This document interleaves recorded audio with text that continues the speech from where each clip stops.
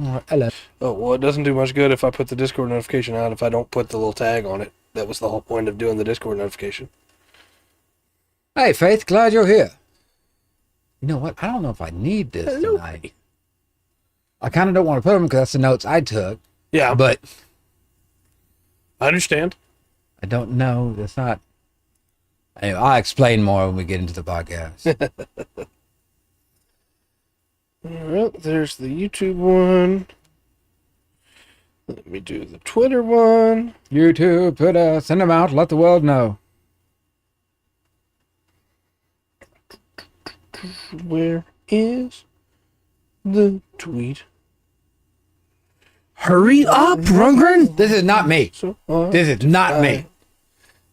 We're on episode. We just finished episode 35, by the way. Yeah. You got them. I really thought that was going to be a come on tray because I'm trying to find this tweet right now. Yeah. Take care. I guess it's just not sending tweets anymore. No, you can't. No more. They don't want to hear it. They don't get to know. No, of course the API died. He killed the API for bots.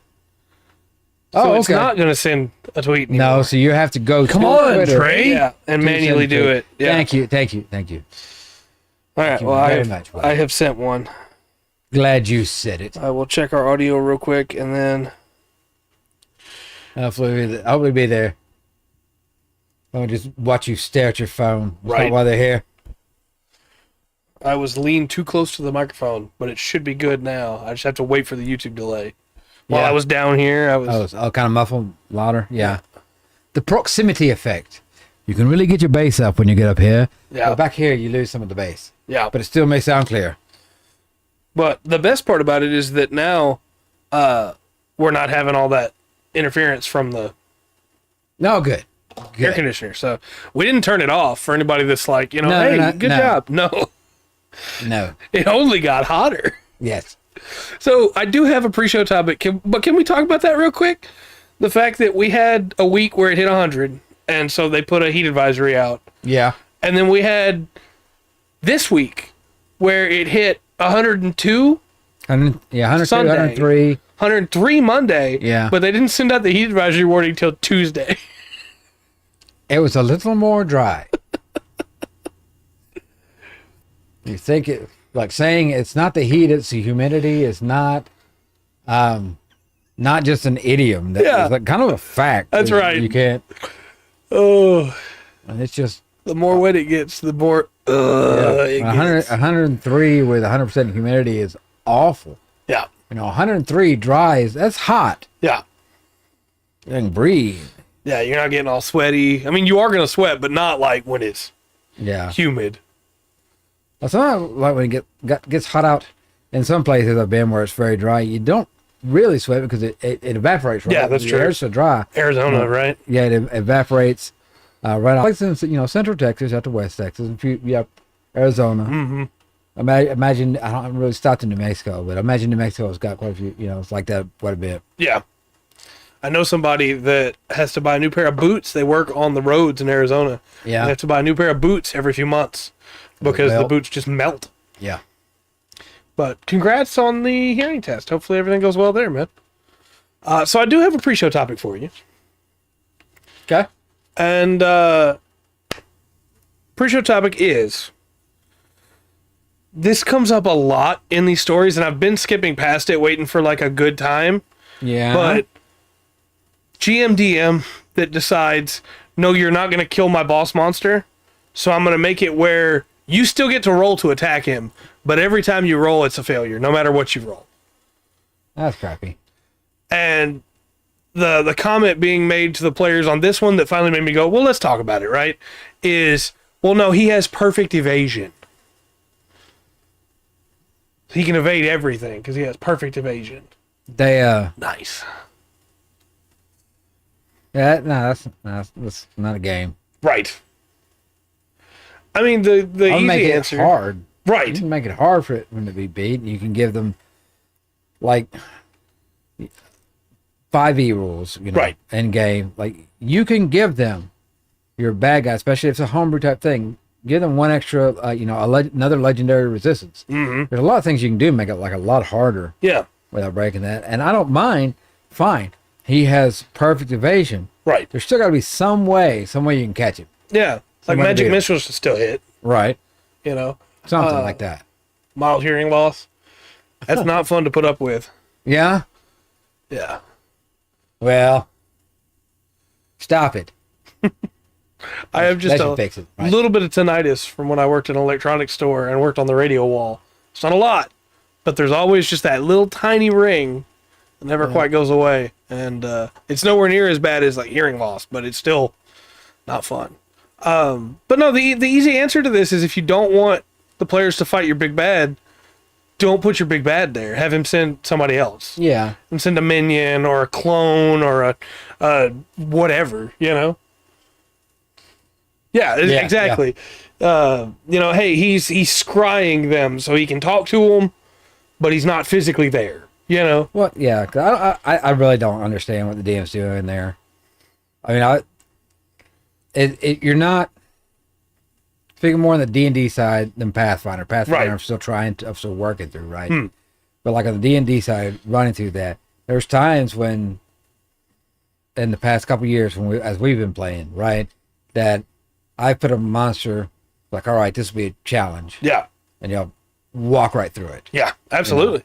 And the opposite of that has happened, you know, where I don't think this is going to be a big battle, and it ends up, you know, taking a good session, and there's a lot of stuff that happens. It ends up being a bigger battle, a much tougher fight. Yeah. You can't be. I understand when you want a story to go the way you want it to go, Right.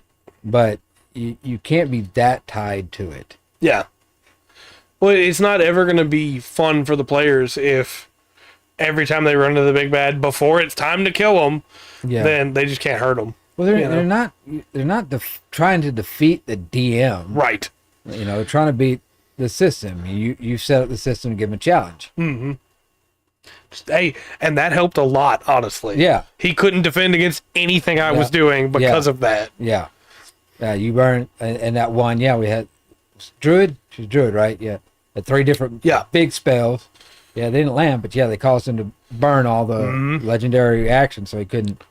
Yeah, after that, he was... Good luck dealing with my smites and my trips now, buddy! Yeah.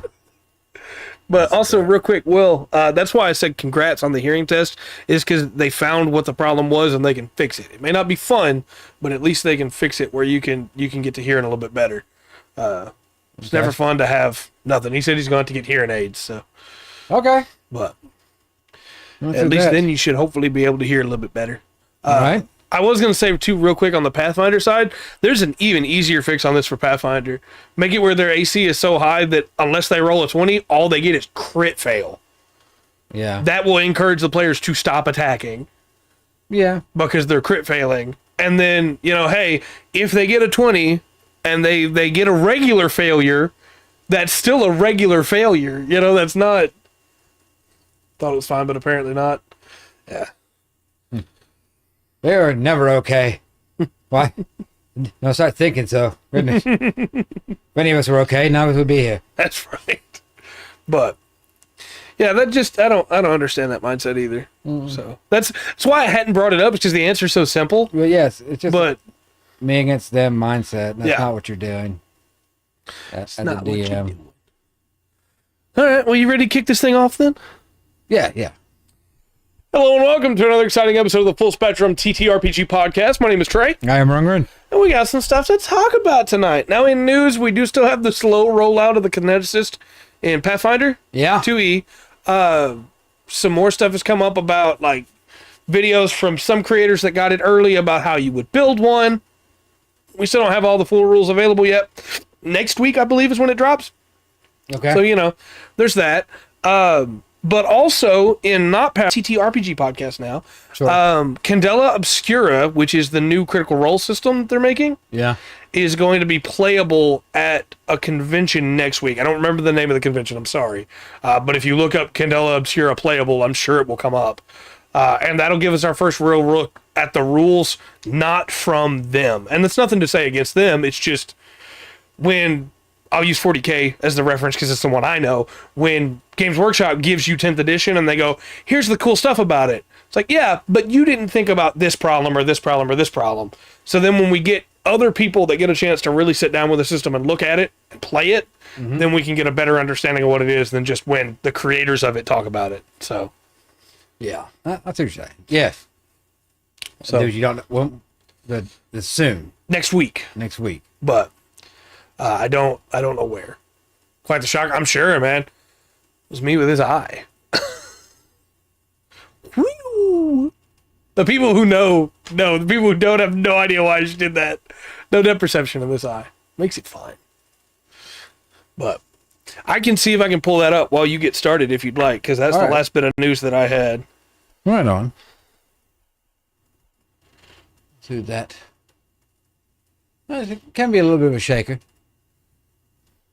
Things you depend on don't quite come on. All right, so let me get this a little bit straight here. This is gotta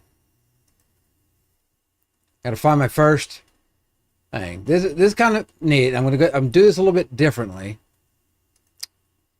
Come on, Trey. I'm working on it. But okay. So I'm looking at Myths from Australia. I went into looking at some of the Aboriginal myths. Yeah. And they want to point out, make sure that when I'm saying Aboriginal, they're talking about like the natives of Australia. So that goes over a bunch of different ones. Right. Going through it. So it's not one group. There's a lot of similarities in a lot of the groups. But I'm kind of go over a few different mythologies from a lot of different groups. Sorry, I do have that date. It's August 3rd at Gen Con. So if you're interested in playing any of their new games, they're going to be doing playtests for them there. Interesting. Please continue. I know nothing about Australian mythology. I know that there are multiple groups, as you just said. Yeah. But that's pretty much all I know. Okay. I'm going to try to there's lots of overlap, of course, because we're talking mythology on the same continent. Right. Even though there's a lot of different groups. But it does fall down in between, there is differences. Now there's some evidence that, maybe some of the oldest human societies on Earth. So I can't say, well, this goes back to this point, this point, because it was oral tradition like so many others for so long. Right. And started getting, before it started getting written down. Yeah. Double check my notes here. I think I've lost one. That's fine. I will go on without it. Okay. So where do I want to start here? I'm actually a little bit. A lot of options, right? Yeah. Well, because you've got different parts. We can kind of divide up Australia. Got like New South Wales. Was it Queensland? A few. Around the continent there. Right. Through that, and I've got a list that kind of breaks up some of the things you'll see, get a little more specific. Right. And I'm so sorry. I normally say this at the start of the show when we get into the mythologies. Just a quick reminder: we are taking the barest look at these. We are barely scraping the edge, and we mean no disrespect from any current day religions or any current day cultures that may go, "Hey, well, you said that name wrong." We're doing our best. Yeah, and yeah, we're jumping. So, I've seen some people say, "Well, you should probably work a little bit harder about learning how to pronounce these words." Remember, we're not just jumping from culture to culture. We're jumping sometimes from entire sections of the world. So all the names are very different. And I think, I'm not trying to take us down a rabbit trail here, but I think there is a misconception about how different languages work, where people seem to think that you can just automatically know how to say a word because you can read it. Yeah. And that is not how that works. Well, I don't know. I think I'll talk about the big thing first. Okay. You can't talk about these without talking about the dreaming. Okay. You referred to as a dreaming. It can be referred to as dream time, world dawn. There's a lot of different words for it through their language. Right. Algira, Aljaranga, Alcharinga, Wangar, Dijuguba. It's a time period that it has a beginning, but no foreseeable end. And it's during which the natural environment was shaped. This is what happens during the dreaming. Okay. Yeah. Look, man, some of this art that we got art today. Yeah. No, this is very.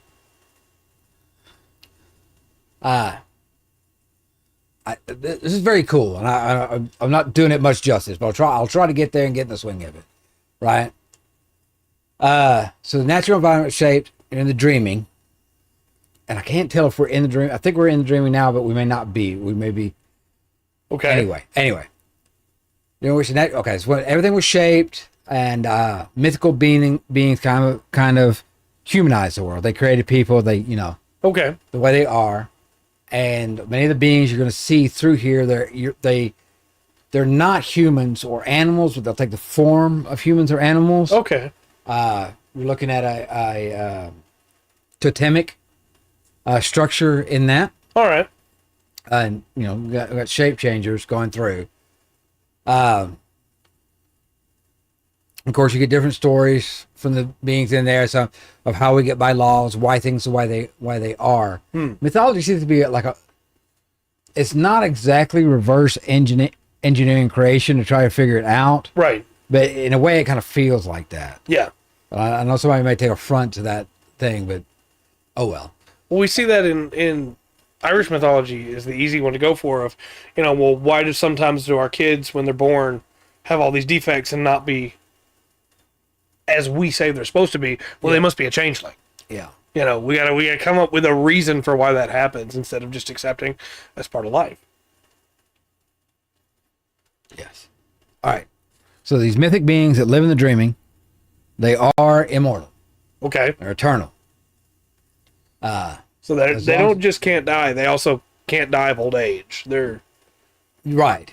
But in some myths, you're going to find that one gets killed. Okay.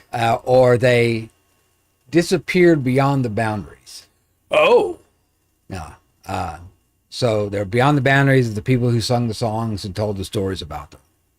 So there's an outer existence here. Yeah, it kind of feels like that a little bit. Okay. All right. And you'll get, like we've had the I think, okay, the Aztecs, so the two mountains. Right. And there were two lovers. You get a lot of that here as well. Okay. That that's this rock over here is that. Yeah. I'm going. I got you. That is exciting. I agree with Faith. That's neat. The it's and like they're not. If they point to this outcropping of like these three stones and they say these are three brothers, right? Okay. That site's sacred. Oh, all right. Okay, they're going to hold that site sacred, and those are still the brothers. Right. They're. It's not a symbol. They're actually them. Yeah, they're still living things. They may just be rock, right? But they're still living, mystical beings of the dreaming, right? That's cool. Okay, I'm going to skip over that part. Let me get it down because that seems to be wherever I go in the different areas to look at. The dreaming is the backdrop of so many of those stories. So is dreaming the dreaming is existence, but it's also what's behind existence. Yeah. Okay. Yeah. Yes. I could make a really dumb Lovecraft reference with Azathoth. Yeah. Azathoth, the fell god dreaming, where all of existence is his dream, but also he's in the dream. Yeah. So yeah. Yeah, I gotcha. The Don't wake him up. Okay, so to break it down, because there's a huge list of beings, things, and words that describe these beings and things, right? Break down some of the tribes around what would be the New South Wales area. Okay. Of Australia, okay? Bayami is a big one because he is the creator spirit of people through here. A couple of different tribes with different names. You know, they are different people than this tribe over here. Okay. But they still have Bayami through the New South Wales region. And like I say, he's the creator spirit. Nice. Balu, Bahloo, or Balu, Balu, is the moon. And the moon has 3 pet snakes. Oh, nice. Okay? Or he's a personification of the moon. Right. That's 3 pet snakes. Barangalu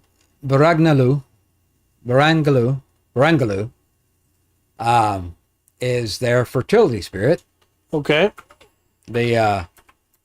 And you could convince this one into sending a flood. Oh, all right. You just have to ask the right way. You could get them to flood things out. It's just you have to ask the right way. Okay. Gotcha. And she's one of the 2 wives of the main god that I talked about first, Bayami. Okay. Okay. I actually put a T in there, but just don't put the T.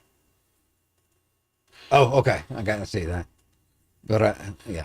My keyboard on my phone does not know how to deal with the names. It never does, and I always have to like triple check them, and right. Something still gets messed up. His second wife is named Ganhambali. Don't know you'll find much on that. I just know that's his second wife. Don't know much about her. All right.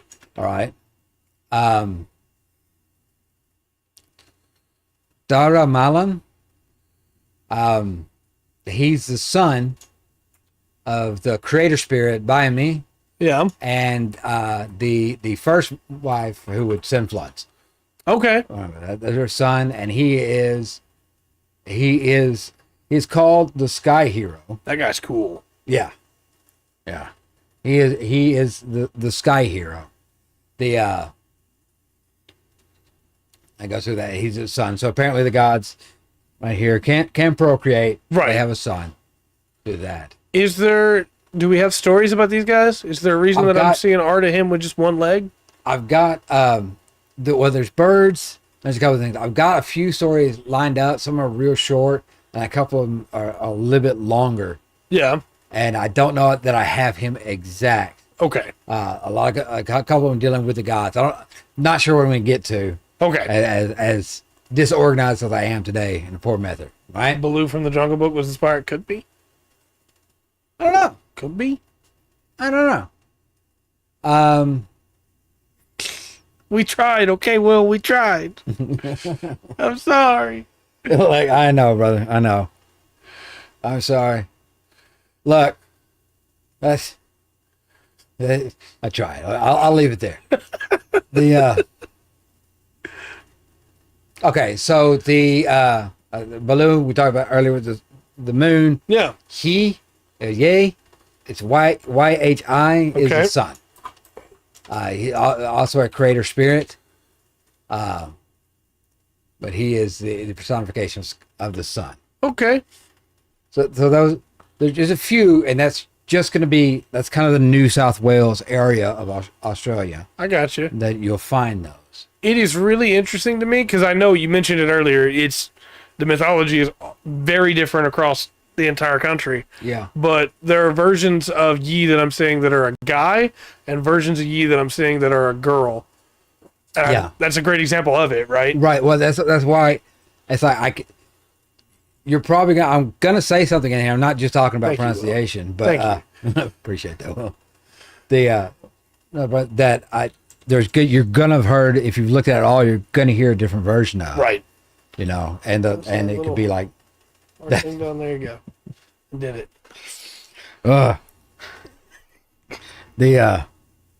But But even from like not so far over, it'd be maybe even like some of the same characters. Yeah. But they're different. I'm going through. So I'm going to go to. This is all kind of spread out. I'm going to get through this. I'm going to go to the northern territory, and they have some other characters. Okay. In there, Altgira or Rente. I did see that one earlier in the art. Yeah, that he's a sky god that created Earth. He's a bird man? Bird lizard man, Heck yeah. This is my new favorite. He created the sky? Yeah, no, he created Earth. He created the Earth. He is god of the sky, but he created the Earth. Banaitja is the actual creator deity. Okay. So you have Bayami in New South Wales, so it was a creator spirit. Right. Here we have Banaitja. Okay. Like Banaitja. ITJA.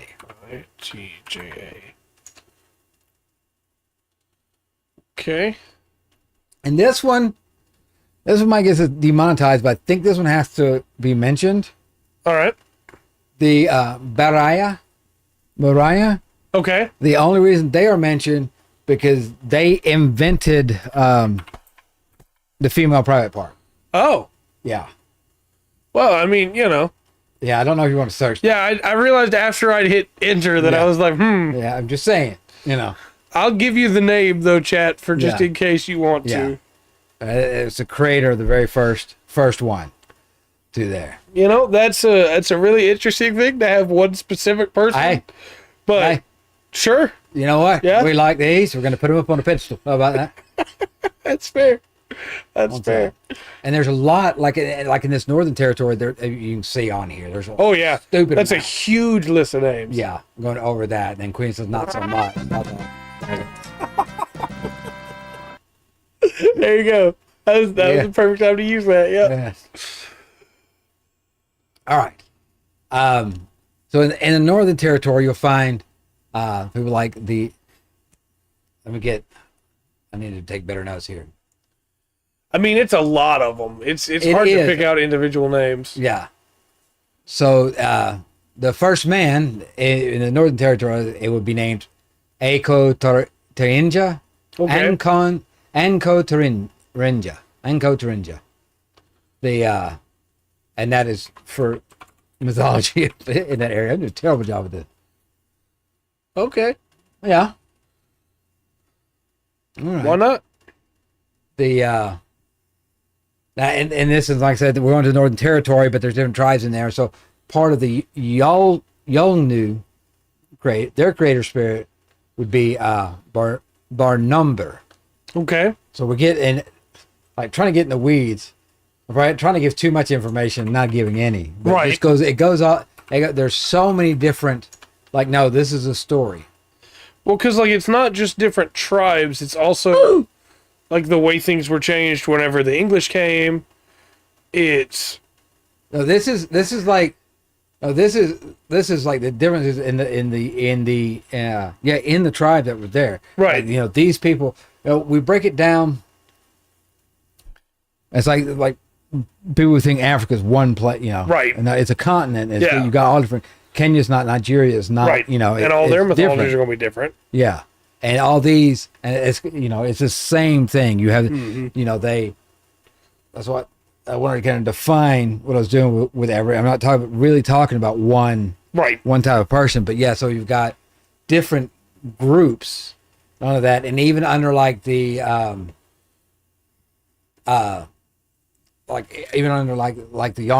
Yonglu, you're gonna have, a separation off there or different things. But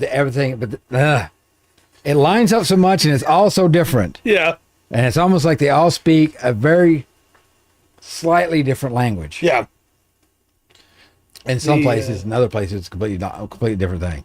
Raptor God is still the best one so far. Raptor God needs to be an FGO. Get Antirja in there.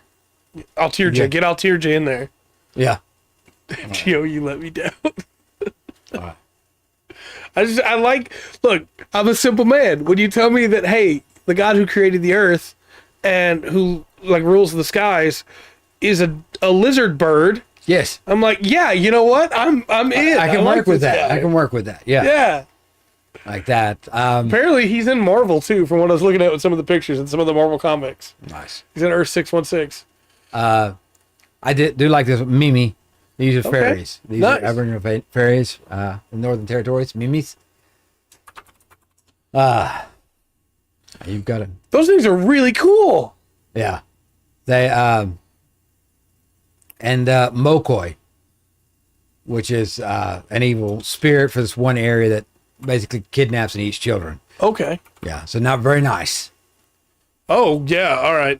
Again, if you're not writer class, yeah. If you're not looking these up for yourself as we're talking about them on YouTube or on Twitch, look, I get it. That's okay. But I need you to understand that the Mimis are incredibly long-legged creatures that look really friendly. I'm not saying they were aliens, but I come from a place where tall, long-limbed creatures are horrifying and want to steal your children with the tall man. And then you see Mokoi, who is this cow-headed, terrifying creature. Yeah. But cow-headed creatures are supposed to be good. Don't do that to me. This is backwards for me. I don't like it. Right. There's another one. I had to get this one. A couple here. Watch out, bearded man! Working on it. Manariki is the god of beauty. And I like that. It's just... It's not like, just a thing. It's beauty. Yeah. Nature, everything. If you come to it and a ways to see it, it's beauty, right? And here's an interesting one for you too. I figured this would get some gears churning. Nogomane. Okay. This is a god who gives spirit children to mortal parents. Oh, that's an interesting. Yeah. Are they still regular kids or? Not sure. Okay. That's really interesting. Yeah. There's a lot you could do for a campaign with that. Isn't there? And they have Walla, the solar goddess, Wawalag, and their sisters who were swallowed. Apparently they were swallowed by a serpent and then thrown up. Oh, I mean, you know, at least Wawalag. They're okay. They got better. From the Yolngu. Wallenqua, snake deity, rain fertility. Right. We're seeing that. Willowane, it's a rain god. Not going to try that one. Okay, but the first. Yeah. They have a different name for the first man. They have first man and woman. Waramurundigandi. Waramurundigandi. Yeah, Waramurundigandi. It almost has your name in there, Rungren. Almost. I'm not that cool. This name of that, Yok Yok. Yok Yok. And these are the mermaids. Oh, everybody's got them. Yeah, they're mermaids. They are specifically of like rock pools, like those fresh springs and things like that. Oh. They are. Well, those are interesting sculptures. I like them. Yeah. Like that. And the snake that ate Wawalag, the two sisters and then threw him up, was named Yurlunger. Okay. Yeah, he swallowed and that. And see, that's just one. That's another small part. Oh, that's a pretty snake. That's another rainbow snakes everywhere. They're gonna go through a rainbow snake. I do believe that, like the dreaming is gonna be everywhere. Okay. Through that. I did see earlier that. Let me pull his name up. It's still in the chat. So I make sure I got the right guy. Yeah. Balu was the moon? Yes. Yeah, I did see in one of the images that his snakes, he thought they were dogs, and that's why he got them. Only to find out that humans did not call them dogs, but called them snakes. And by that point, he already had them, so, you know. Might as well keep them. Yeah. I was like, that's a really fun touch. And there is a lot when you, especially if you, I think you could go. This is obviously not an expert opinion, but I think you could look at just the Yolngu, Yolngu, Yolngu, yeah, people, and the that could have been easily its own episode. Yeah, easily, and I wouldn't be able to cover it then, just like none of the other ones, right? So instead, we gave you a ton of homework. Right. Well, when you go down, it's what's I don't know, just going over these, like even with, we could take all the ones we've done up to this point and say, all right, we're gonna do them again. Yeah. We're just gonna get more specific with them, and like Japan or Korea, you could actually go to like, hey, no, we're gonna do this part. Yeah, this region. Japan, we're gonna do this area of these people in Korea. You were gonna do, across in Hungary, we're gonna stick to this one part. Right. All of it still breaks down even more. Mm-hmm. It's like I don't know when you reach the bottom. Yeah. I don't know that you ever would, really. Yeah, as much as it changes, I don't know. Don't do that. Because even our mythology today in the U.S. has changed drastically, Yeah. We've created new mythologies where we took an old German myth that most people don't even remember and turned it into Slender Man and then turned it back into the Tall Man to make movies on it, like... I don't know. It's constantly changing. Okay. So with that, we're going to bump over to Queensland. We're going to go to another part of Australia. The Queensland. Yeah, you can see the list a lot shorter. Yeah. Right through here. A little bit more manageable. I struggled this week, right? I'm sorry. No, I don't blame you at all. Yeah. Look, I knew when I came in and you had Wikipedia up and not just your notes, I was like, oh, this is big. Yeah. And this is all, this is pre-colonization. We're talking about, we add that in. That's a whole, myths come in through that as well. Yeah. They're picked up and taken from the tribe, kind of come in it. Some people adopt it. And then Christianity's put in there. And you get that. And you get a lot of levels of stuff. Mm-hmm. But Queensland. Okay. So, Angea, Angea, and she's a fertility goddess. I know that you spirit or goddess. I don't know if they would have a term. Yeah. My ignorance. I don't know if they would have a term actually for God, or if it's just that powerful with spirit. Right. But that's where between being here, when your spirit needs to go rest. Yeah. That's where it goes. Okay. Goes to her. That's cool. Yeah. Then you go back to the dream. Yeah. Nice. I don't know how to pronounce, but the term Gaia. Okay. But it's got a Y in before the last A. Spelled almost exactly the same. Oh. G-A-Y-A. Yes. A giant devil dingo. All right, look. It's not topping Lizard Bird Man for me. Yeah. Yeah. But man, you used the phrase, we got a giant devil dingo. Yeah. I'm like, all right, look. Yeah, it rolls off the tongue. I can't. I love wolves. Yeah. Wolves in video games, giant wolves, dire wolves. Yeah. Rote. We've been there. Cliched. Yeah. Devil dingoes? Yeah, giant devil dingo. Yeah. And it actually had a region. If you look at the map, there's a Cape York Peninsula. Yeah. And that's where the tails of the devil dingo are. Right? Very nice. One of the tribes down here known as the Kabi, and their god is Dakan. Dhakan. Dakan. I have definitely heard that name before, used in a video game. Well, there was the band in the 80s called Dakan. Yeah. I'll probably not say this, Dakan, and it's just got, I don't know, it kind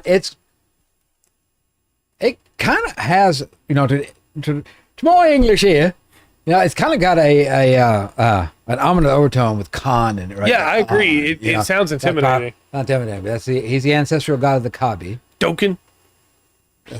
Yes, There's Dokkan Battle as well. The my name is Drakkar Noir. And this is a nice little title. But I don't know where it goes from this. But Yellinger, okay, was the god of the first baby. All right, yeah, sure, why not? I don't know that. I mean, we had the god that made something else earlier, so it only makes sense there would be one for first baby, Yeah. What's with that? I'm not going through all these. There's so many. Yeah. Because it's so many different. Did I show you wrong? I should have known and said, look. Okay, yeah, Dokkan battle. Look, you have to pick a spot in Australia. Yeah, we should have. We didn't know, right? Right. That's part of the I'm not gonna say charm is maybe not the right word of the series, but it's part of the reason for doing it. Yeah, so we would learn as well. Yeah. What was that? I do want to point out, I see it in the list. It's the only one I know, and I didn't know this is where it was from. The bunyip. Yes, across South Australia, you have the bunyip. They lurks in swamps, billabongs, creeks, riverbeds, water holes. On that, not a friendly creature. And I think that is a standard D&D creature. Yeah, I think so too. Through that, I'm just going through that. Yeah, and this one I only knew because when I was trying to write that failed book that I didn't write about the detective and the Gwishki that were working together. Yeah. I was like, well, I don't just want to write Irish because it's what I know. Are there any other variants of like large looming creature that could work with the detective? And I found the bunyip and I was like, I probably shouldn't go with this. An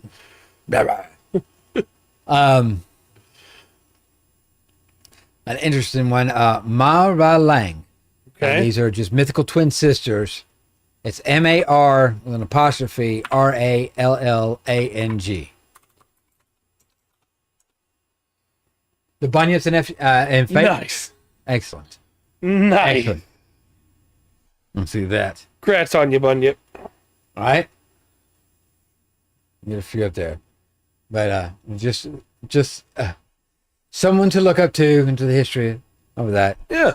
Twin sisters. Onto that. You threw me off with Bunyip and I got on that, and then Sorry.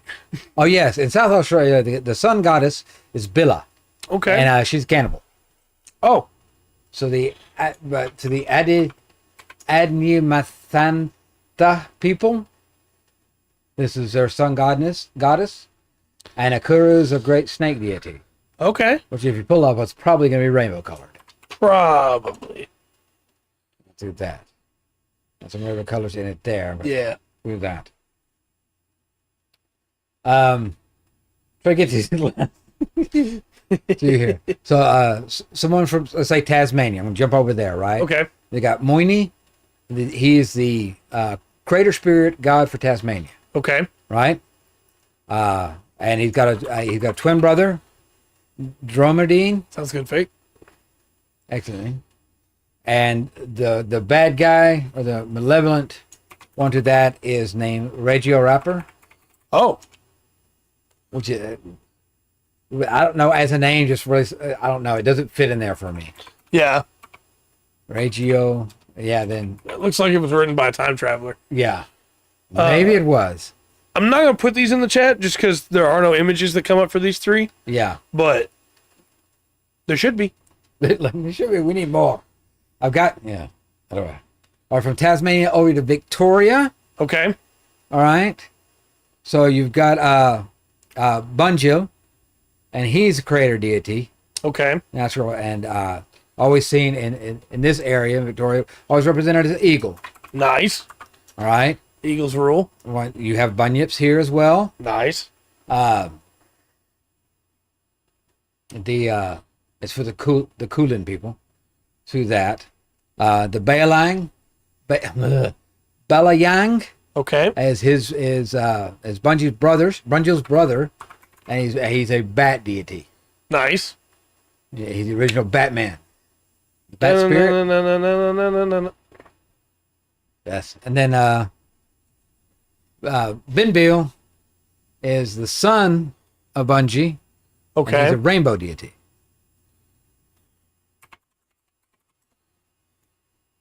Oh, right. Well, there's some interesting art of Binbil. Yes.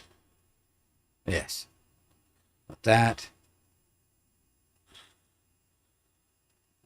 Their solar goddess is, they have solar goddess. Right. Is Noe, Gnowee, Noe. Okay. And she searches daily for her lost son. And the sun is her torch. As she's, okay, that's why I the got sun's you. lit up. She's got a. That's why it moves across the sky. Yeah, it goes around. She moves that. Yeah. Makes sense. Condoli has a unique story. He is he's a man who became the first whale. Oh. So, let's look down. Look, all I'm saying is we've had a lot of firsts so far. Yeah. And this is the one of the firsts that I want to hear the story of the most. I wonder, is that a were-whale? I don't know if he could turn back. I would unironically love to have the party meet a were-whale.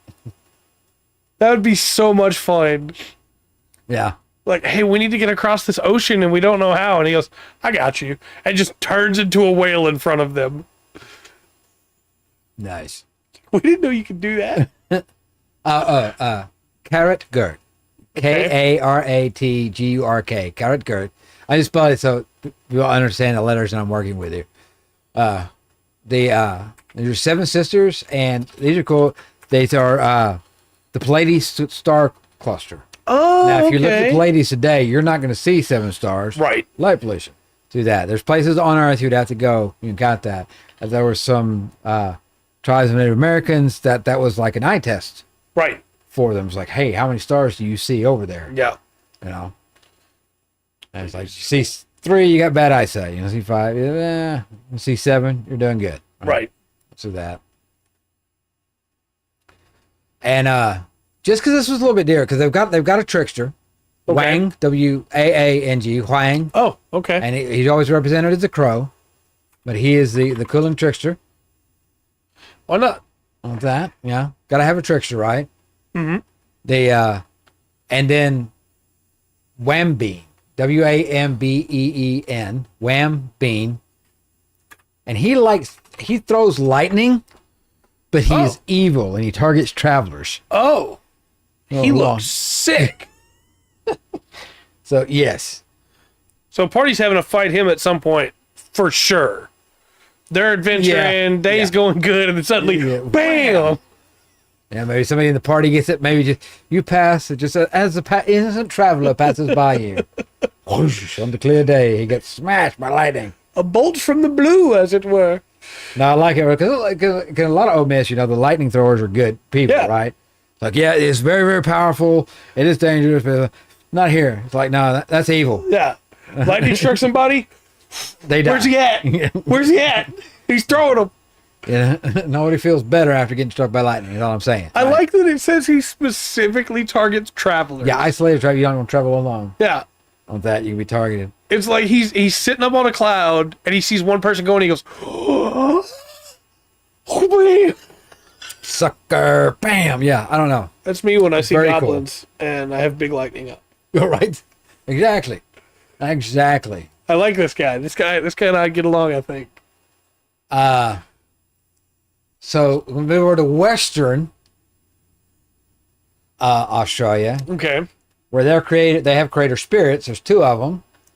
The Karajiri people. The Bagad Jimbiri. They are their creator spirits. They have a goddess of fertility and growth. Okay. Named Dilga. I just want to point out before we move too much further away from it that the fact that they then took and named a breed of dog, Bagad Jimbiri, is adorable to me. Well, they are the creator spirits, but their mother is named Dilga. Okay. And she's the goddess of fertility and growth. Right. Okay. There's a Julana, which is a spirit you do not want to come across. I'm just going to let you know it is evil. It is lecherous. Oh. It burrows beneath the sand, leaps out, and surprises women. Oh. Takes women. Probably don't want to link that one in the chat for people to look up. Now, I don't know what happened in Western Australian mythology. Yeah. Because they also have Kildili and Kiddili, and he's a moon deity, which sounds cool, but he was castrated for attempting to have his way with the first woman. Oh. Unconsentingly. What? And then he became the Pleiades. Look, I'm not trying to defend Zeus here. Yeah, well, look, there is no defending Zeus. Right, but at the point that you castrate the guy, Maybe then he doesn't become the moon god. That's all I'm saying. I don't know. Maybe he felt safer for it. Maybe they were like, hey, that's punishment enough. He can go. He never actually got to do what he was trying to do. I don't know. I can't defend it, so I don't know. Yeah. Ungud. It's a snake deity for the rainbow. It's a rainbow serpent, right? Okay. Almost like they all saw a rainbow serpent or something. Yeah. I don't know if I can say that it's 100% universal. Right. It's just so often. It's like, yeah rainbow serpent. Right. Yeah. Okay. Well, like we say that in Japan, the Tsuchigumo, the flat snake, had to have existed at some point. Because every region of Japan has a myth about this creature. Mm-hmm. And we have things that are close to Tsuchigumos today, but they're not quite as flat as the legends have. You know, but we say, well, they must have existed at some point because every part of Japan talks about them. Yeah. You know, even the something was there. Mainland China sections that don't like to talk about it nowadays. You know, we can't have anything in common with Japan. Their snake deity is also the rainbow serpent is also, deals with fertility. I just read that. And and how ready the tribe shamans can be very specific. Yeah. What you're saying is the snake goes up and it makes their snakes go up. Yeah, or something like that. Yeah. And it is very under his jurisdiction. Just the tribe shamans. Yeah. Any other man? No. Just the tribe shamans. Yes. I'll do that. This one's for you, Bo. Okay. All right, look, we're digging in. The Wati Kujari. Okay. Yeah, lizard men. Yes. Wati -Q. Please don't let me down, internet. I spelled it wrong. Well, you spell it right then. It's supposed to be a J right there. It is. Get it there? Come on, somebody give me some sick art of the lizard man. Come on. Yeah, I mean it's not sick art, but it's art. I'll take it. Yes. I'll take lizard it. Oh, there people. We go. Okay, these are lizard people. We got them. Let me link this in the chat for you. All right. You got it? Yes. Lizard people rule. I did mention the rainbow serpent. Yeah. I come across all of them, and then there's a few that these ones aren't quite known exactly, like which area of Australia you can pick out. Like okay. Right? And I don't know the Kinnigur. Okay. The evil half man, half quoll beast. What is a quoll beast? I don't know. Oh. I'll do that. There's a lot of versions of this where he's got a gun. I don't think. This is probably more likely. Yes. But. Let's do that. There he's got a spada.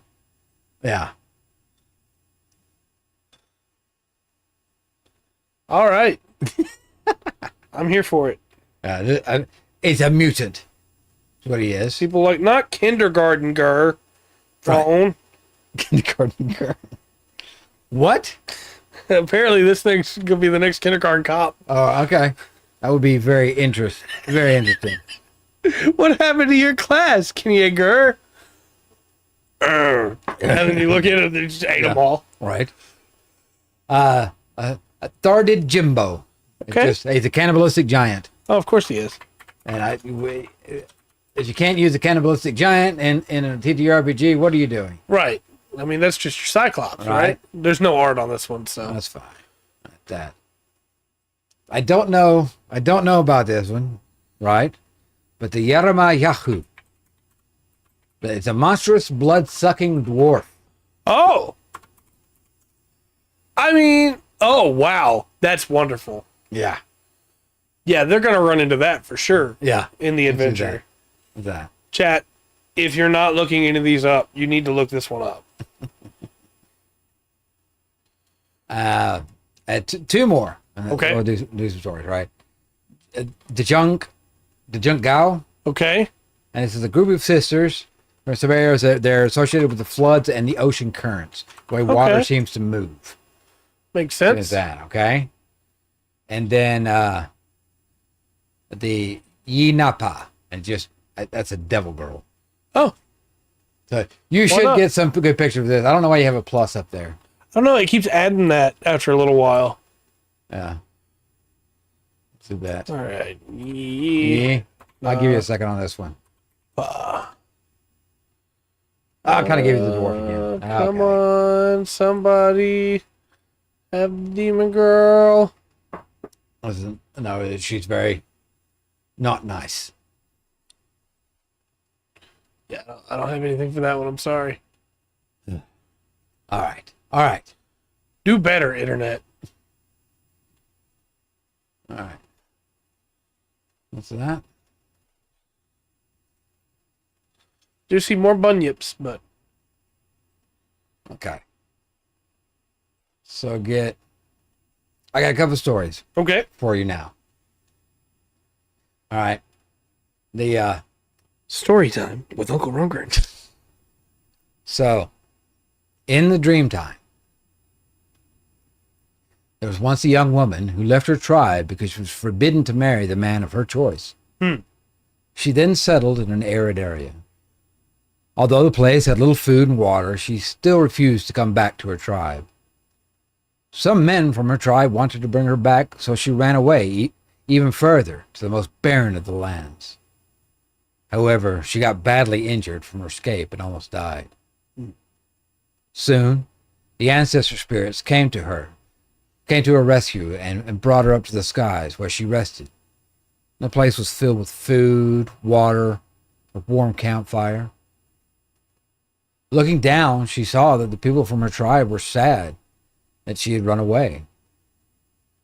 She had a change of heart, and even though she did, she knew she couldn't go back to her tribe. Right.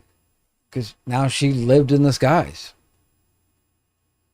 She looked down on them and noticed they were cold during the day. The young woman decided to create the biggest campfire so she could warm the people beneath her. At night, she would put the light out of her campfire when the people were ready to already settled in their homes.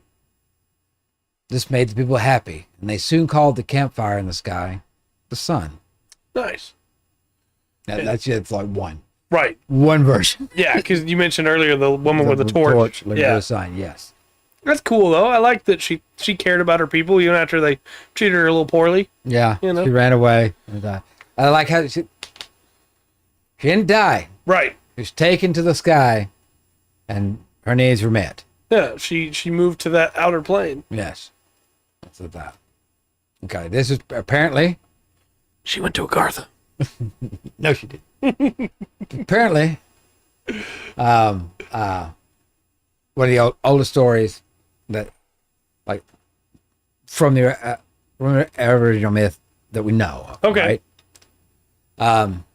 In the dream time, 4 giants lived in what is now Australia. Okay. 3 of them went out and explored the lands, and the other one remained steady and stood still. Sounds good, Bill. Stayed in one place. Okay.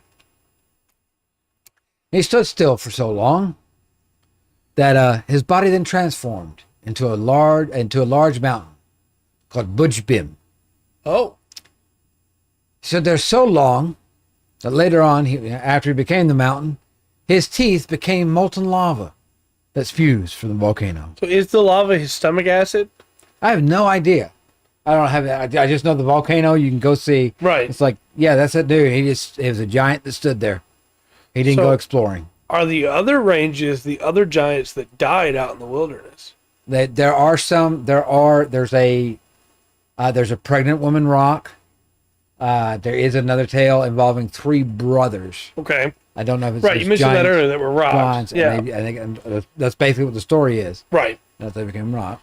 Maybe they got so sad that their other brother had turned into a rock that they became rocks themselves. Possibly.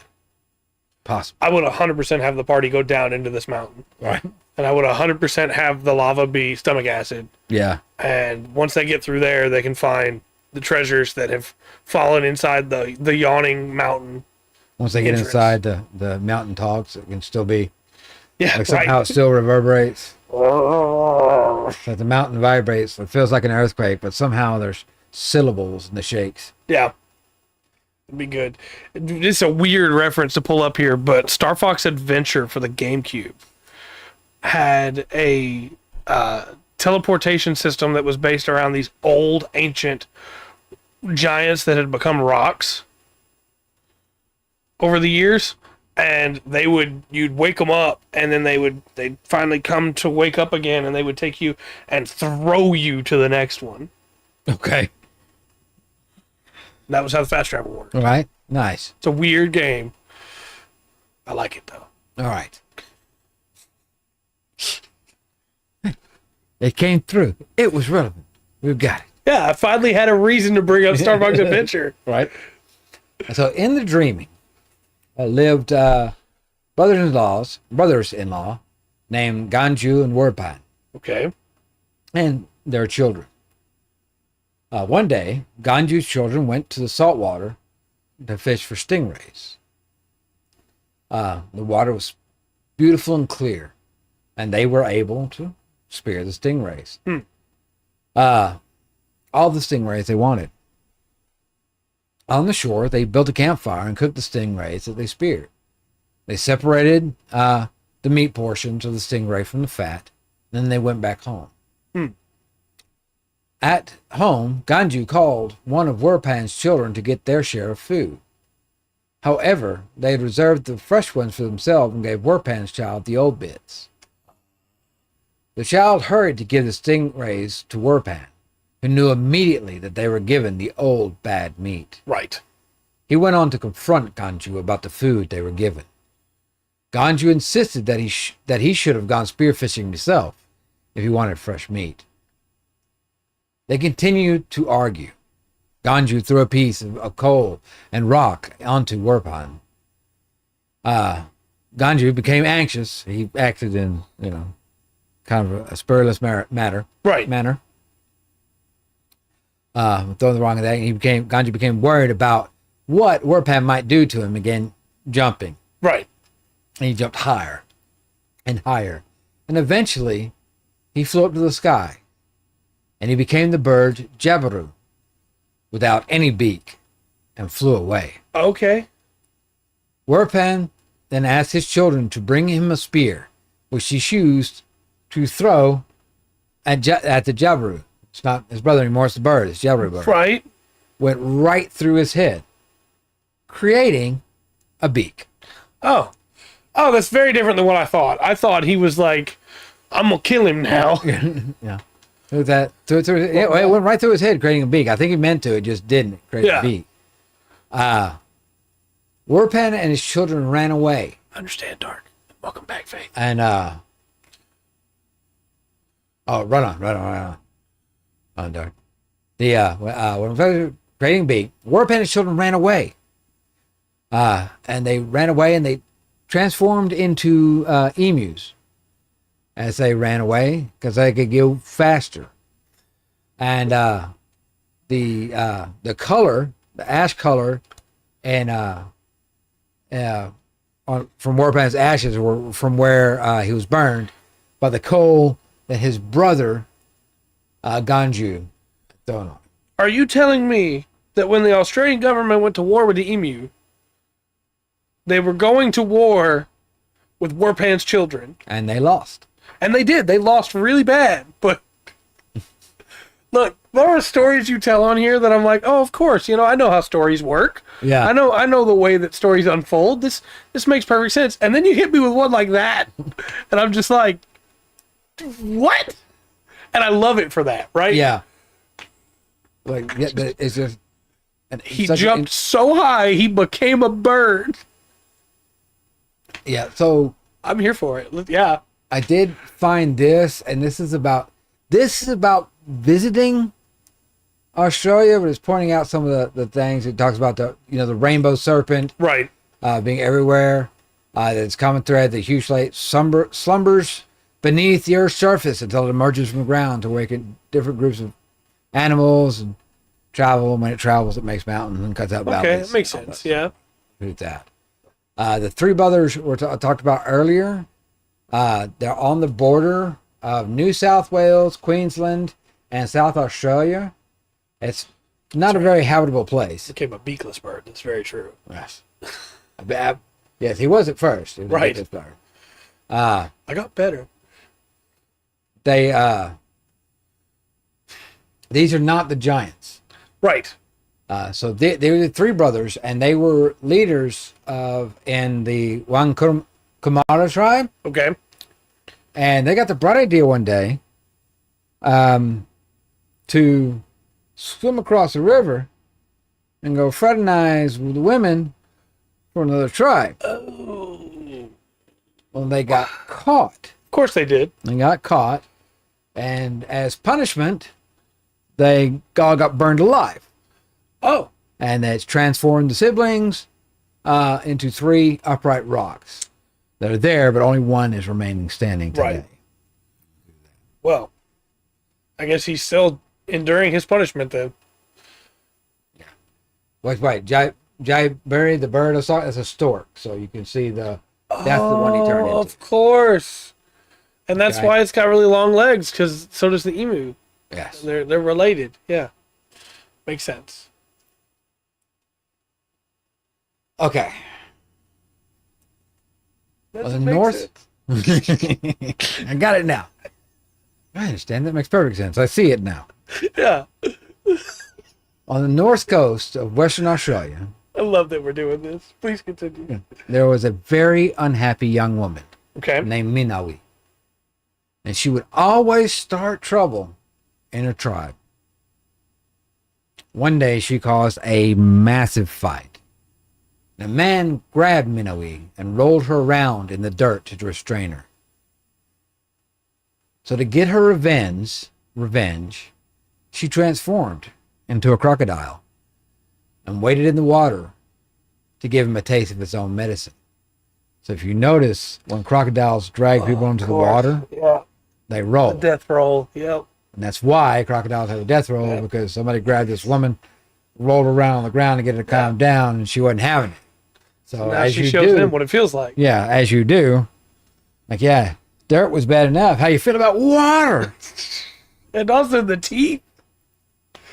All right. Well, I mean, I feel like in that situation, then if you get bit by a crocodile, you just be like, look, man, I'd rather we roll in the dirt. Although, you probably don't want, because they'll crush you with their weight. I don't think you want to deal with an alligator anyway. Yeah. So, look, man, I didn't take your ancestor and roll her in the dirt. That's all I'm saying. Right. Look, wasn't me. Let's do that. Let's do that. I'm just imagining somebody gets death rolled in the dirt instead. Afterwards, crocodile goes, "What'd you think? Was that better or worse than the water?" And they just can't speak because all their bones are broken. Yeah, right. Through. I guess they don't only do it on water, do they? They have something on land and spin right? Yeah. Yeah. I don't know though. I feel like the water's probably still better. Giant lizards are cool. I agree. I'm just saying there seems to be a trend in Australian mythology where people turn into lizards, and I love it. Okay, I got a couple more here. That was why the crocodile rolls. Right. Rolls. Did I miss one? No, I haven't gone through that. I think you got all those. I got that one. Mm-hmm. I got that one too. Okay. So there's a place in North Queensland that's got 4 different sites to it, and they, for the Kuku Nyungkal people, they're all very important, very religious significance for them. Right? These places are important. These are these are places you can go see, but these are not a place I would go just like walk out and like, hey, this is nice. Right. You know, I would. You know, I could look from over there. I'm just honored to be here. You know.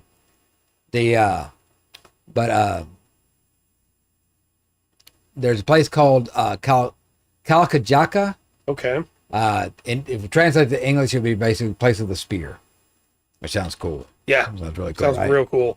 And it's just a bunch of black granite boulders.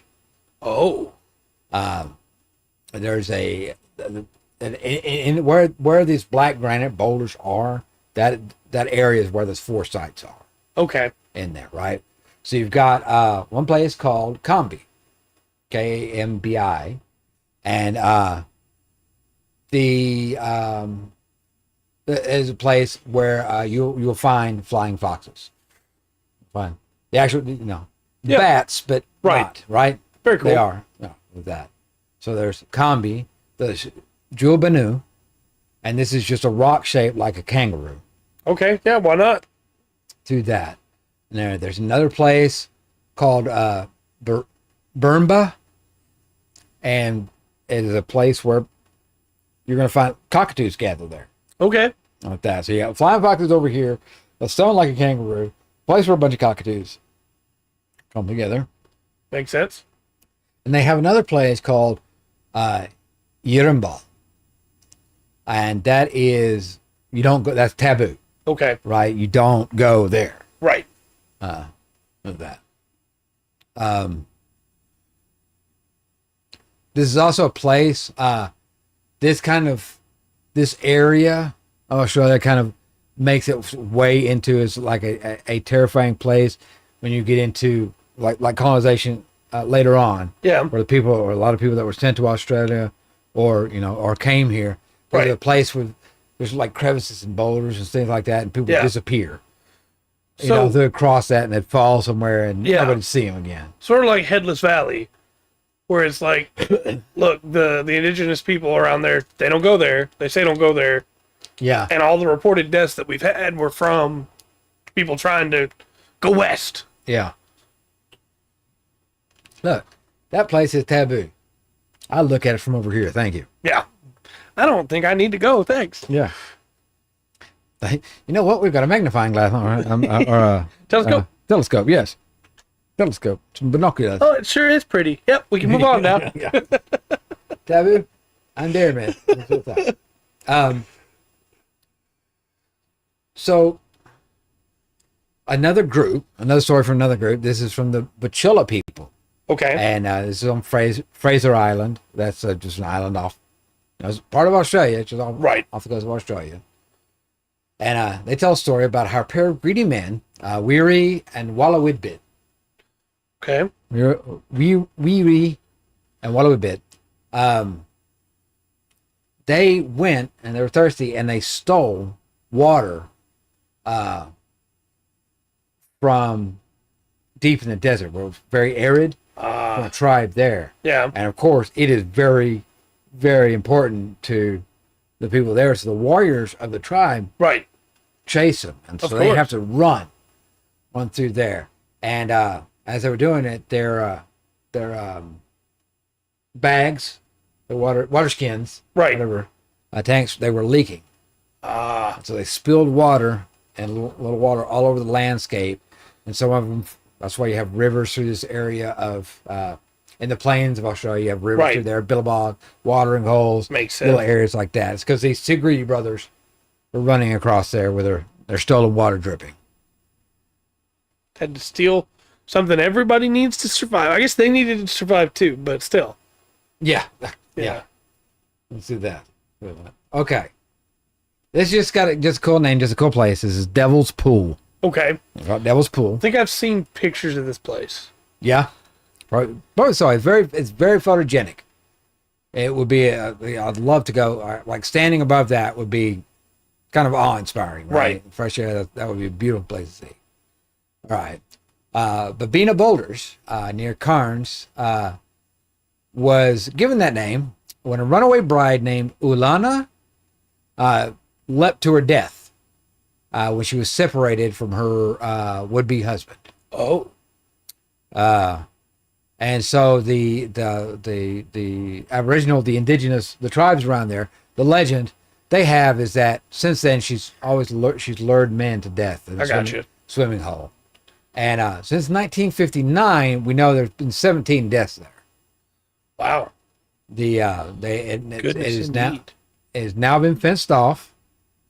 And there's an epitaph by the sign someone's put up says, "He came for a visit, stayed forever." Right. That's that. Be careful with stuff like that. Yeah. Yeah, that's another one that, like, hey, I looked at that from a distance, I think. Yeah. What's that? We've seen it. I'm not going close. Yeah. I mean, stay together as a group. Right. You know? And if I start hearing strange music, tie me up. Right. And you also like, we're going as a group because you know what happens to weary travelers out by themselves? Yeah. Kabam! They get the shock of a lifetime. I want to be that guy that's like a mile back with binoculars. Yeah. And then after the lightning hits, just be like, where is he? That's it. Well, you saw. We bomb. Okay, this one's just cool. I don't have a lot of information on this one. Okay. As much as I will for the next one, right? But the Uluru, Uluru, Uluru Rock, for the Anganu people, it is like the spot. Okay. They've had ceremonies there for like 10,000 years. Yeah. Okay. But the tradition about it, the legend about it, doesn't come from them. Right. Okay. The Anganu have reported that people there constantly are, for a long time, they're inundated with packages loaded with rocks that tourists took from Uluru and then sent back because they were cursed. Okay. Don't do that. Don't. I mean, it's a place of power, right? You don't. Right. Yeah. There have been ceremonies there for a long time. You don't want to mess with that. It's 10,000 years. Yeah. That's pretty impressive. That's like people that try to chip off pieces of Stonehenge. It's like, what are you doing, man? Yeah. Like, do you have any idea what stuff was done here? You gonna bring that stuff into your home? Right. Oh. And it's just, I don't know, man. It's all over the place. Right. Right. All these little stories here and there. There's so many of them. This is a story from the Ingiyampa.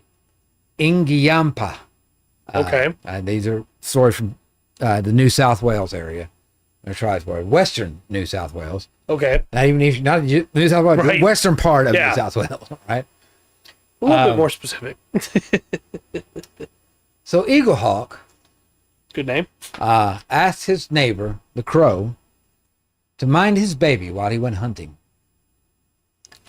Why would you ask a crow to do that? But the crow didn't have an especially good temperament for babysitting. So he bludgeoned the child to death when it wouldn't stop crying. Yeah. That's about what I expected. The Eagle Hawk was furious at that, and to exact revenge on Crow, chased him into a bush, which he set alight to try to kill him. Well. Yes, but the crow managed to fly away. But now you know why the crows are black. Right, because the soot. Yep, they've been charred. Yep. And burnt. It was in the bush, right? I'm going to say it's a good attempt. You know, you'll get them next time. Bad. Good try. Yeah, rough story. Good try. Not that. All right, couple more. Big fan of the revenge story, you know. Right. Yeah, it was quick. Revenge. But that was like Eagle Hawk. Okay. Eagle Hawk, that's a crow. And yeah. Yeah. I don't know why you'd ask. I agree with you. But cockatoos are right over there, man. I know this. Right. They're not far away from you.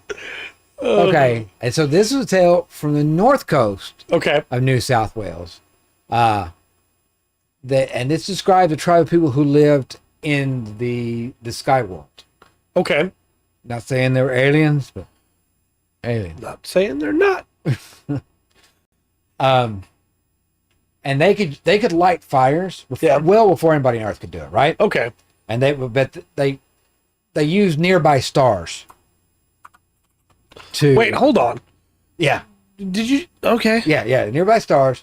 All right. So they could spark a flame before anybody else on Earth, right? Yeah. So I want you to listen to this, okay? Did they like harness the star, or did they just like hold it up to the star? I'm not sure, but I want you to listen to this next sentence, okay? Let this one sink in. A couple of adventurous sky world people popped down to Earth to hunt possums with their fire sticks, creating a huge blaze that various tribes could use to take fire back to their own camps. And that's how people got fire. From the sky people coming with to hunt their fire sticks. Yes. Creating a huge blaze. Yeah. So they could carry the fires back to the tribes and keep them going. They were hunting possum. Yes, they were. This not opossums, possums. My brain is swirling with possibilities for that. Possibilities? Angels with flaming swords, aliens with ray guns, laser technology. Okay. Yeah, I look. Or you want to do it? They harnessed the stars. No, that's what they did. Get a spark from the star to start a fire. That means they harnessed it. They could control how much Maybe they got. had A magnifying glass. I don't know. Possibly for playing dead lessons. I mean, look, maybe so. All I'm saying is, not lest we forget, possums. Lest we forget, these sky people also could light a campfire so big that it lit up the entire earth. Yeah. All right. Sky people equals Agartha confirmed? Does he know? I'd probably be upset at you if I didn't believe that there are actually YouTubers out there like that. Yeah, no, there are. Wrong pipe. There are. Yeah, anyway. So, a creation story. Okay. All right. Think of where Abyss came from? I mean, yeah, probably, yeah. So, in the beginning, there was only darkness. Okay. And a bare land. There was no life on Earth, no animals, no plants, The world no was trees, without form. and no humans. Wandija, the creators, were cloud and rain spirits Okay. who brought the ancestors from within the earth and over the seas, and life began. Some of the ancestors were like men, and others were like animals. In fact, the ancestors were able to change shape and become either man or animal. Okay. Now, you can find other versions. This story kind of goes around. There's a lot of them, okay? Where it was either one god or many gods in that first part of the story, right? Or spirit gods, like I said, where it's not a separate thing. It's just that great, powerful spirit. Right. They are depicted with big black eyes, no mouth, and a halo. Oh. Yes. And apparently they walked, they walked, depending on the story, the spirits walked on Earth, and they created everything from rivers to mountains to plants and animals. You'll see, there's actually cave art you'll sometimes come across, and you'll see, if you see like a humanoid looking figure with a bunch of dots on it. Yeah. Well, yeah, it probably come up a couple times while you're checking on stuff over there, right? That was one of the rain spirits. Okay. Now,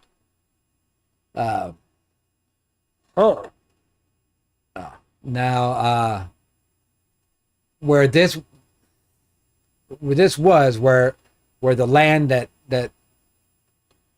they did this, they measured it out. They were saying, I don't know if this is the Earth, or if it was, because it's one big spot away from everything else. But it was about 200,000 square kilometers, and that's what they claimed. Okay. Kind of gone.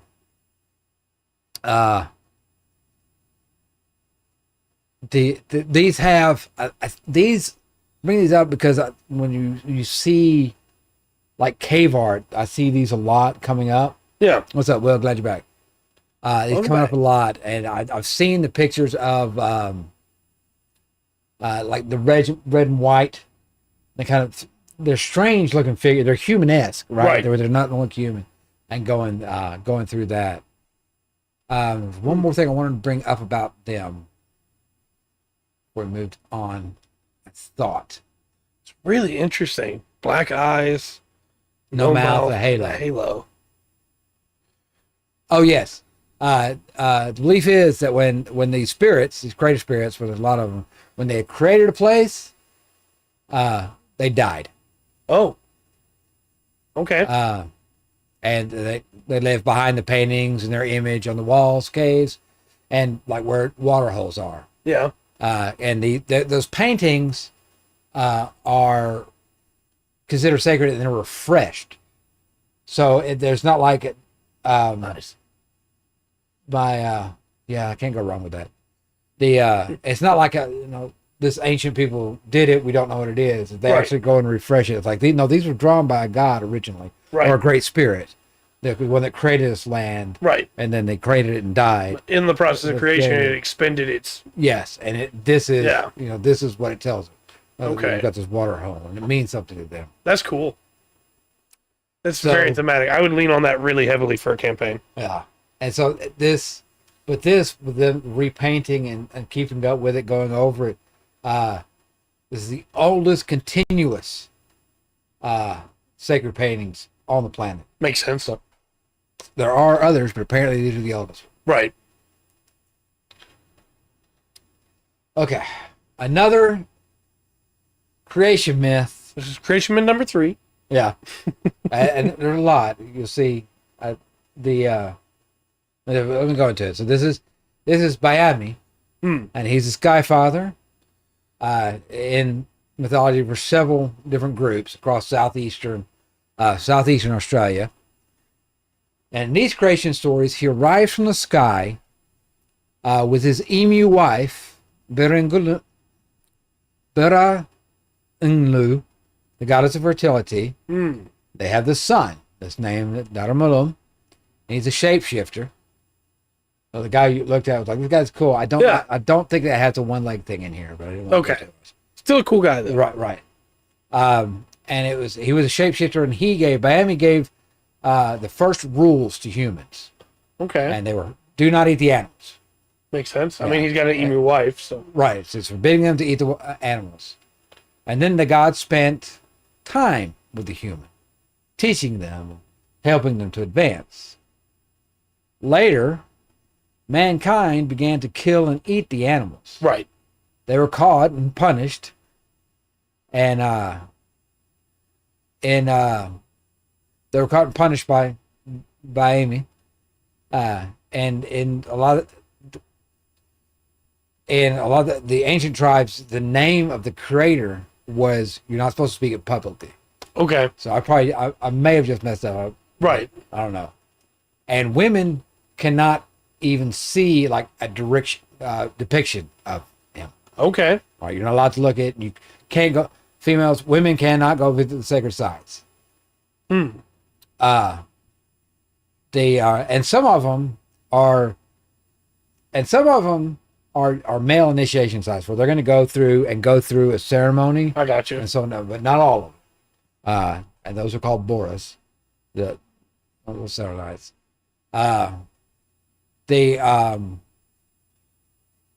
But there's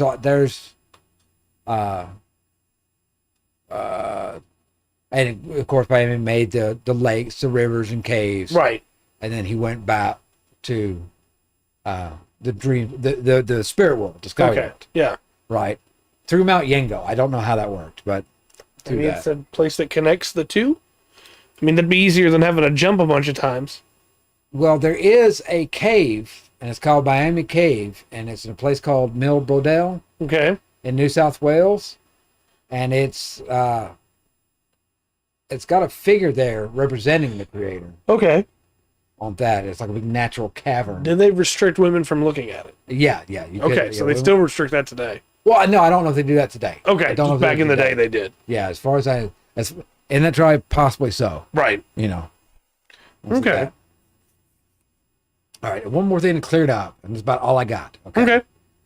So it's the significance of the rainbow serpent and a lot of the myths. And so there are references to snake people and lizard people in Dreamtime stories.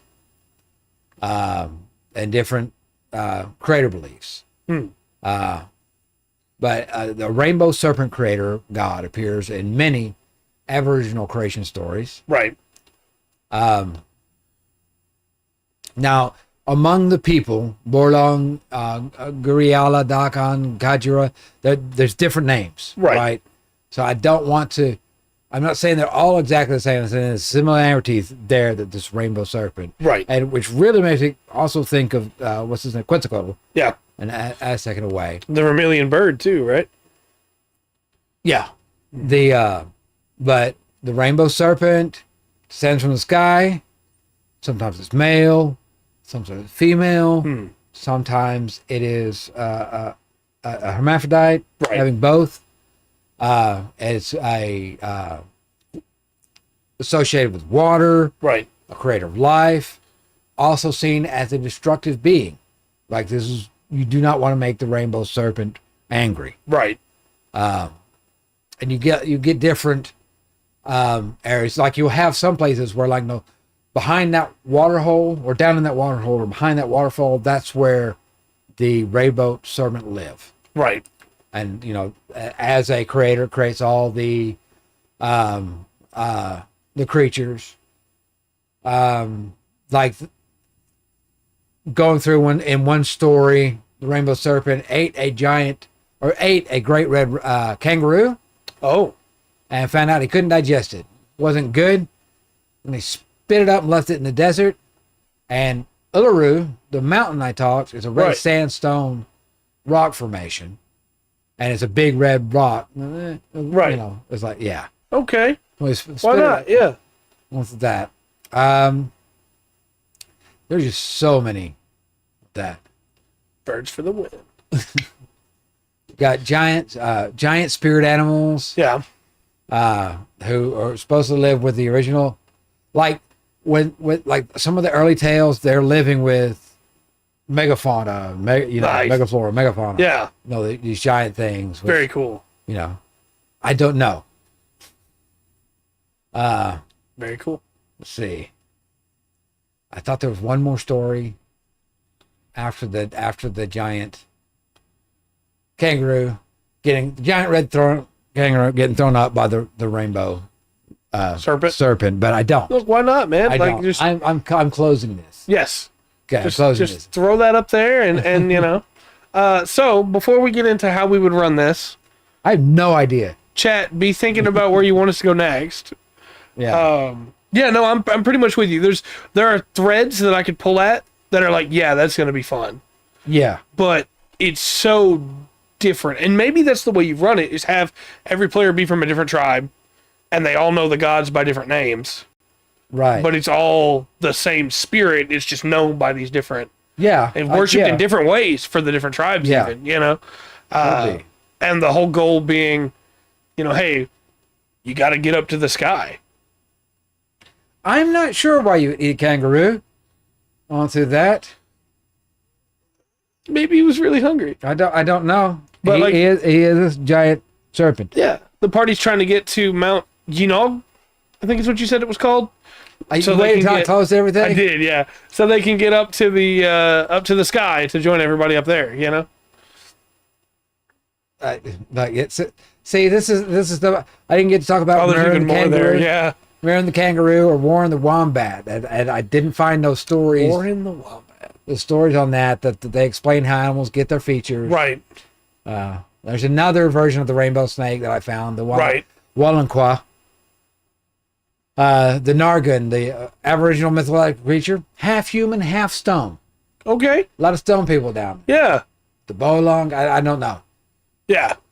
I think that would be the way that I would probably play it is, don't get it, I understand. I think I would probably play it as they're trying to get to the sky.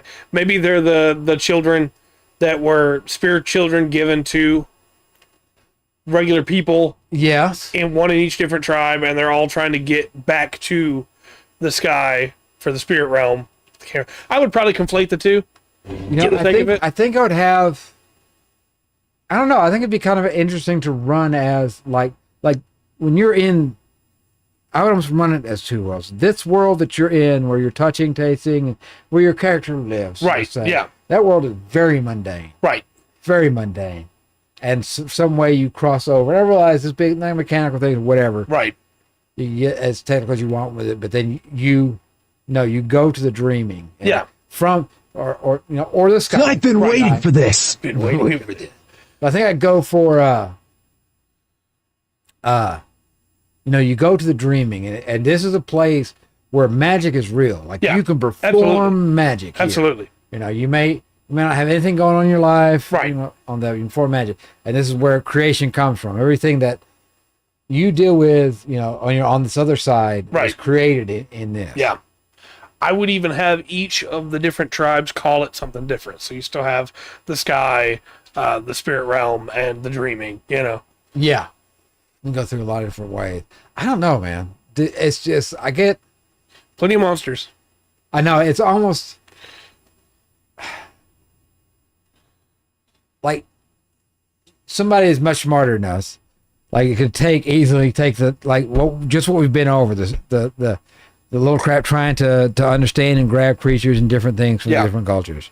It's like the few that we've done. I don't know what episode we're on of this. I know we're on episode 110 of this, but I don't know. I think it's 10, maybe 12. 12, yeah. And that in itself, you're going to have such a deep, this group right here, this country, this island over here on this planet that I made up. Yeah. I'm kind of use some of this Japanese stuff. And right. They're going to have another one down here where we'll put some of the Korean stuff. And then back here, they're more like if you actually use just the few that we've done. Yeah. You've got such a deep world. Well, and you have such a fun thing there too, because the players are going to choose to be from those different cultures, right? Right. Where they run into a mermaid and everybody has a different fear of it. Everybody has a different name for it. Yeah. Everybody has a different thing they think it's weak to, or a different tactic to try and combat it. Yeah. Because they all have different versions of that story.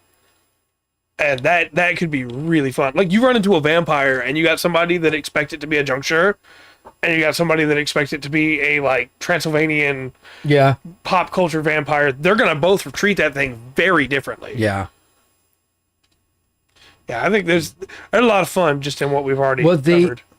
There was a vampire. I lost it to the discussion. There was a vampire-esque Aboriginal myth, right, going through there. There's one everywhere, so I'm not surprised. They had about, I forgot the name of it, and I lost it somewhere in all my notes I had there. You had a lot of notes. Yeah. Usually I try to be a little bit more organized. Well, and that's not me belittling you. I'm trying to explain to chat. Look, it was a lot. Yeah. I looked at a little bit of that page and was like, ooh, my brain's spinning. Right. That's exactly what you would do. Yeah, there you go. We're going, I'm sorry. Hurry up, Rundgren. I have lost my train of thought. You shouldn't miss your train. That's a problem. I know. What's with that? But only comes back through every once in a while. No, I like all these. I like all these stories and digging into them. And like I said, each one that we've gone to, definitely deserves more. I won't argue that.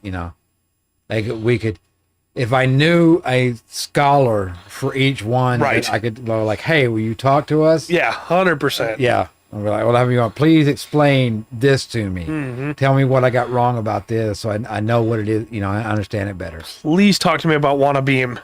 Yeah, I want to hear more about that guy. Yeah, because there's stuff in there that's so similar, because they're still humans, right? Yeah, it's still people that lived and struggled and wanted peace, wanted certain things, and so there's stuff in there that you see, but the view of like the bird story.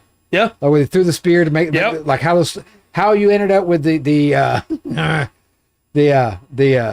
stork and the emu. Yeah.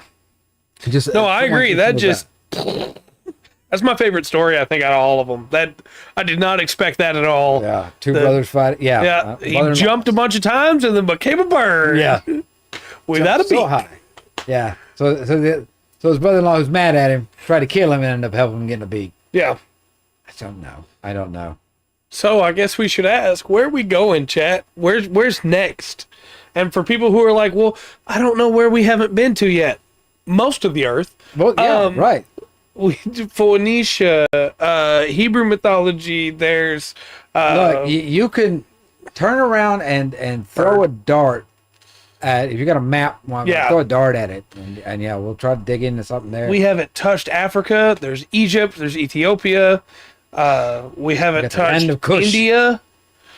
Yeah, We haven't touched like there's Persia, Babylonia. You know, there's a bunch more in India as well. yeah. We Tibetan. yeah, Turkey. Yeah, We haven't touched the U.S. and there's multiple different types in the U.S. yeah. We haven't touched Alaskan. That's its whole own thing with Wendigos and everything there. And they got more, including a like killer whale wolf, Yeah. which is great. We've barely we touched a little bit of South America, right? We covered Brazil. Yeah. Yeah. And that was like the same problem Yeah. as the Australian one. Yeah. Hey, Brazil is actually a much bigger place than we thought. Yeah. Yes. Oh, okay. So there's going to be at least 300 different Yeah. mythologies coming from We which is covered awesome. Irish, and we covered Camelot as its own episode. Yeah. But we still have so many more. Just in that, I mean, there's Italian, there's French, there's English, there's Greek, there's And we need Russian. We did Russian. There's probably more to do there. There's Well, yes, there's more to do there. yeah. We covered Japan, Korea, and China, right? We covered all three. Yes. But there's still so much more to cover there. Yeah. At some point, I'd love to do a one-off special episode on, because we did King Arthur, on the fantastical myth that has become the Three Kingdoms era. Because there's the actual history, and then there's the legend that the novel made into reality. No. That guy commanded the wind, Right. changed the direction of the fire, and won the battle. That's what happened, right? Yeah. Guan Yu fought 17 people all at once. All at once. And only lost Easily. his head because the 18th one jumped him. Yeah. But no, there's tons of options, chat. So what are you most interested in? What do you want to hear most next? Besides dinner and a nap. Don't. Right. I mean, I don't know. A couple of y'all are probably already had I'm dinner. thinking about it. Yeah. I'm thinking about it. I don't know. I'm thinking maybe look, we got a whole world. Maybe we can give some. Pull up a world map, would you? Let's take a look. Let's look at the world. Map of the world. I didn't mention Iceland and Greenland. They each have their own. Azerbaijan. There's like Yeah. That's Uzbekistan. so tiny. Yes. Let me see if I can get it. No, don't worry. We can get larger, right? Click on it. I think so, yeah. If I Babylonia. Babylon. Look, So it's Sumerian. that would be very. We can do that. Yeah, God. I am super fine with talking about Babylon. all Inky. And Enkidu. And Enkidu Yeah. with Yeah. Gilgamesh. Yeah. I know why he's suggesting that. Because Gilgamesh is a big character in Fate. Gotcha. So I know why he's suggesting that. That gets your vote as well? All right, that's it. All right, well, we're going to Babylon then. All right, that's decided. That's decided. That's much more focused Yeah. than Australia, so that should be a lot easier on you. Yeah, I think so. I think from now on, we should pull this map up more often. And whenever we go like, yeah, we're going to talk about Australia, we can go, okay, well, let's cover this section, you know? Well, that's like, yeah. There's lots of area, like, especially, you go through Africa, all through, up in the Middle East and Asia, where it's like, we can go by a country outline, right? But in that country, you've got, there's three different, at least. World's a big place. Stories. Yeah, it is. Very large place. All right, we didn't cover Mongolia. Yeah. We got Myanmar as well. Yeah. We're going to be on this series forever, which is a good thing. I'm not complaining. Yeah. So bookmark that map. Yeah, I will. We can find it. We can pull up a world map. I will have it. What I need to do is I need to get a physical one, get it laminated where it stays on a board. Yeah. And then I can just hold it up. Yeah. And we can use a marker. Right. Which maybe, yeah. I'm going to do that. I'm going to go back and mark out. I will work on that. Getting stuff laminated is expensive, though. So I might just see if I can find one already pre-laminated. But we covered Ireland already, so. Yeah. And even then, there's Southern Ireland, things like that. There's We're just gonna, you know what? Start over. We're gonna do it in alphabetical order.